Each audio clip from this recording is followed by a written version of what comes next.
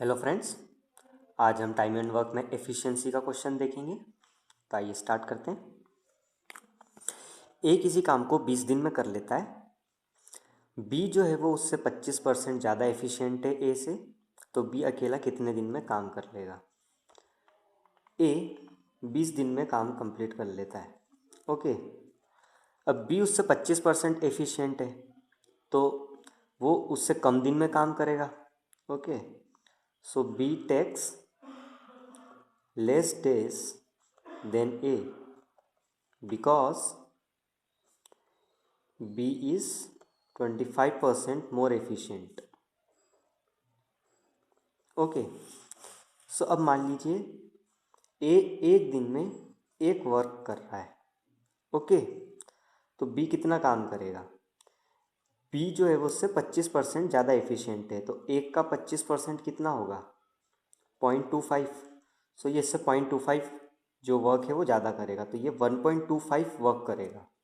Okay, अब B एक दिन में एक काम करेगा, तो 20 दिन में कितने काम कर लेगा? 20 काम करेगा। और उसी 20 काम को करने में बी कितने दिन लगाएगा? 20/1.25। सो ये पॉइंट हटाएंगे तो ऊपर 100 आ जाएगा। 25 4 ज़ा 25, 5 ज़ा 5 4 ज़ा 20। तो बी जो है वो 16 डेज में वर्क कंप्लीट कर लेगा। सो इससे हम जो है वो कंक्लूजन, फाइनल कंक्लूजन क्या निकाल सकते हैं? यदि हमें इस टाइप का क्वेश्चन दिया है तो उसे हम डायरेक्टली वन लाइन में कैसे कर सकते हैं?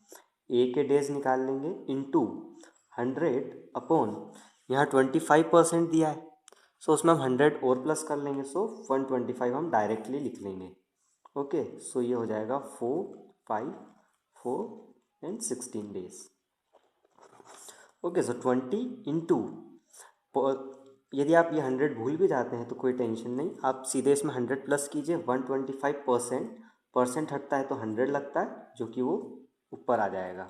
ओके, इसका अब यदि हमें इसमें दिया होता ए 20 डेज में कर लेता है और ए जो है वो 25% एफिशिएंट है बी से, तो बी कितने डेज में कंप्लीट करेगा?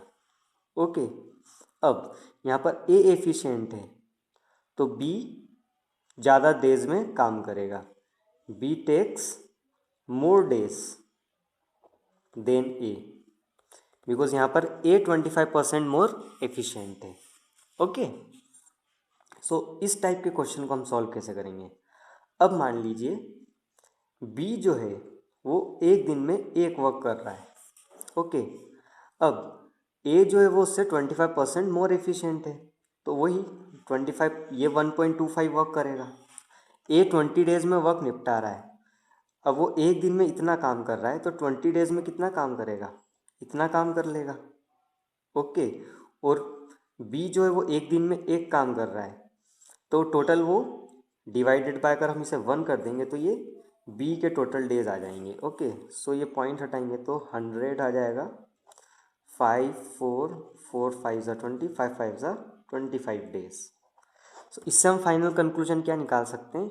यदि किसी के डेज दिए हैं और वही ज़्यादा एफिशिएंट है, सो हम डायरेक्टली उसे लिख देंगे 125%। परसेंट हटेगा तो अपॉन में 100 लग जाता है। ओके, सो ये 25 4 ज़ा, ये 5 ज़ा 4 5 ज़ा 20, सो 25 डेज।